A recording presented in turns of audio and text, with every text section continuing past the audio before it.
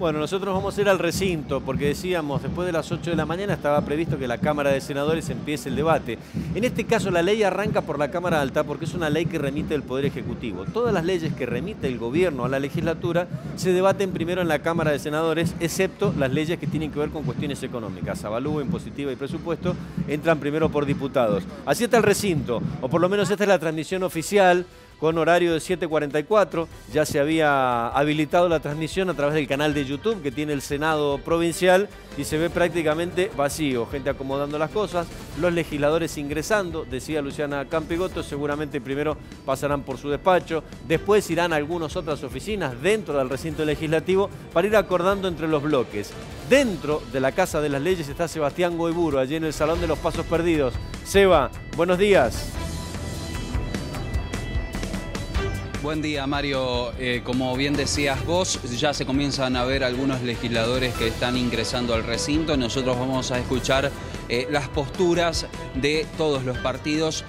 Vamos comenzando por las palabras del Frente Cambia de Mendoza en uno de sus representantes, Guillermo Mozo, por el Partido Demócrata.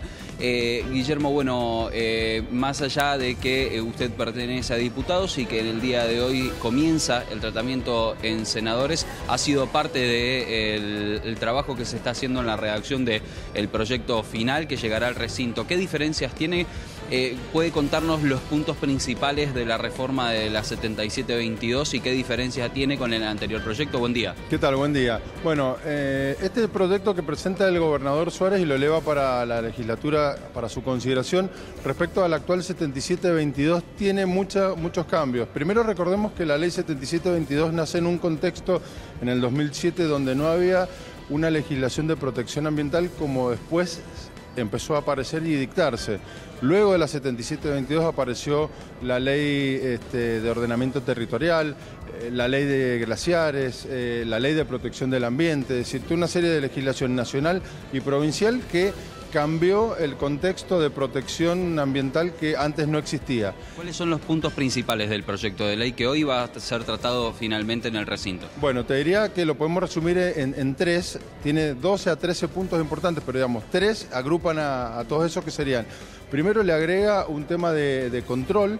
Antes no había controles posteriores en la explotación minera con la actual ley, ahora le agrega la Policía Minera, le agrega el Departamento General de Irrigación, le agrega auditorías internacionales.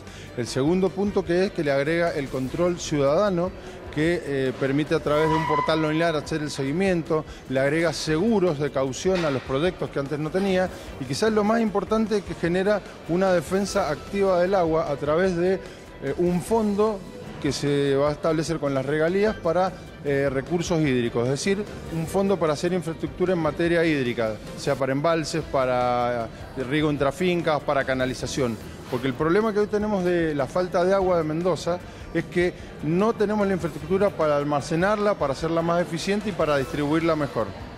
Uno de los puntos que se le critican desde el lado de aquellos legisladores que no van a votar a favor de la reforma es la falta de progresividad, es decir, que de alguna forma entienden que es regresiva para con respecto a la ley 7722, desde lo jurídico. ¿Ustedes entienden que es así? ¿Qué es lo que se ha hecho para evitar futuros inconvenientes o actos de inconstitucionalidad en la justicia? Mira, para empezar, si uno se toma el trabajo de leer el fallo que emitió la Corte en el momento que declaró la constitucionalidad de la ley, este proyecto de ley está completamente alineado con el voto especial del juez preopinante, que fue el juez Nanclares, y del resto de los jueces. ¿Y por qué decimos esto? Porque si bien el principio de progresividad y no regresividad son como las caras de una misma moneda a nivel jurídico, lo que se tutela acá es el cuidado del agua.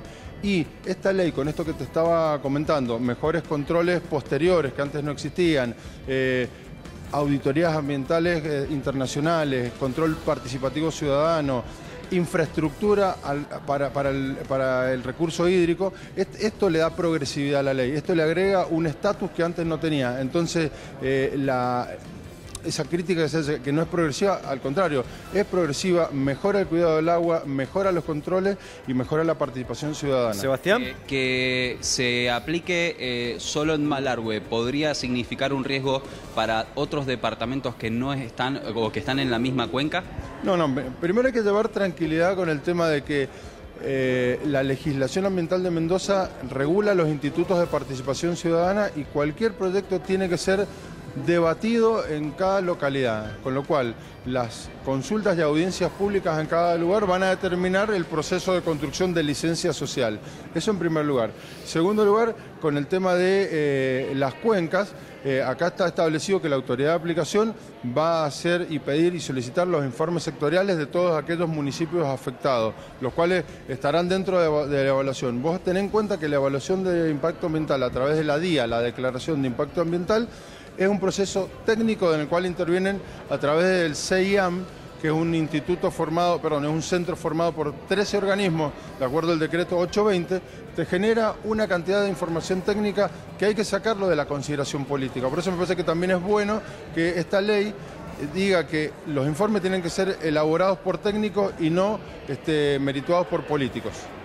Mario, Sí. te escucho, no tiene retorno el legislador, pero si querés que traslade alguna pregunta, Bueno, si estoy hay dispuesto. posibilidad de traerle la pregunta o que él nos escuche, lo saludamos al legislador Mozo. La pregunta se apunta fundamentalmente a lo siguiente, Seba, porque todo esto que está hablando el legislador claramente es absolutamente necesario, lo de los controles y todo esto en el articulado de la ley actual no está. Pero el artículo 1 habla de prohibición de sustancias tóxicas en la actual ley 7722 y enumera fundamentalmente 3, ácido sulfúrico, mercurio y cianuro.